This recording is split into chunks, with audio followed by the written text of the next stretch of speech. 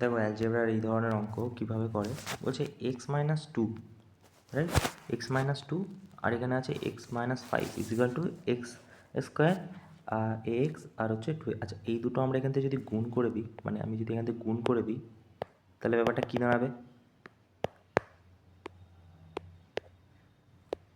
এখান থেকে যদি গুণ করে দিই দুটো, আগে আমরা গুণের ভ্যালুটা লিখি এখানে।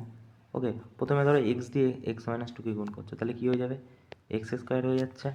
আচ্ছা, এক্স স্কোয়ার যদি হয়ে যায়, এক্স স্কোয়ার হয়ে যাচ্ছে, তারপরে কি -2x হয়ে যাচ্ছে, -2x। ওকে, তারপরে কি, তারপরে মাইনাস পি, পিকে যদি এটা দিয়ে করো তাহলে এক্সপি হয়ে যাচ্ছে, ঠিক আছে। এক্সপির পর কি হচ্ছে, এক্সপির পর হচ্ছে +2p, রাইট, ইজিক্যাল টু কী হবে? ইজিক্যাল টু হয়ে যাবে এক্স স্কোয়ার -ax +6। ওকে, এবারে দেখো যদি আমরা এখান থেকে এক্সকে কমন নিতে পারি নাকি? এবারে যদি আমি এখান থেকে এক্স কমন নিই, মানে এটা আমি এক্স স্কোয়ার লিখে দিলাম, এটা আমি এক্স স্কোয়ার লিখে দিলাম, মাইনাস এখান থেকে যদি এক্স কমন নিই তাহলে 2 হয়ে যাচ্ছে, আর এখান থেকে যদি এক্স কমন নিই -x, তাহলে এটা +p হয়ে যাচ্ছে, রাইট। আর এখানে কত হয়ে যাচ্ছে? 2p ইজিক্যাল টু কী হচ্ছে? X square -ax +6। ওকে, এবারে দেখো,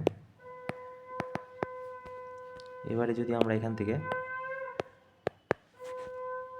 কম্পেয়ার যদি করি, তাহলে ধরো এক্সের ভ্যালু এক্স কেটে গেল এখান থেকে, ঠিক আছে, এই এক্স কেটে গেল, তাহলে এখান থেকে যদি 2pর সাথে 6 কম্পেয়ার করি, মানে এটার ভ্যালু এটা যদি কম্পেয়ার করি, তাহলে 2p ইজিক্যাল টু 6, আর p ইজিক্যাল টু কত?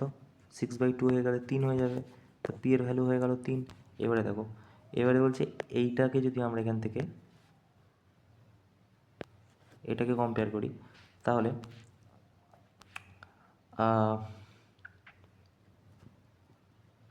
এখানে যদি কম্পেয়ার করি, তাহলে এই জায়গাটায় এ আছে, এই এ, আর এই সরি এখানে এক্স আছে, এক্স কেটে দিলাম, এই এক্স কেটে দিলাম, ঠিক আছে। তাহলে এর ভ্যালু, এর এ ইজিক্যাল টু কী আছে? এ ইজিক্যাল টু তাহলে হয়ে যাবে 2 + p। এবারে এ ইজিক্যাল টু তাহলে 2 + p এর মান কত? 3। তাহলে কত হয়ে গেল এর মান? এ ইজিক্যাল টু 5 হয়ে গেল। তাহলে আমাদের প্রশ্নতে কী চেয়েছে? a-5, 5 মাইনাস a-p, a-p চেয়েছে, p এর ভ্যালু কত? 3। তো 5 - 3 কত? 2 হয়ে যাবে অ্যান্সার। ওকে।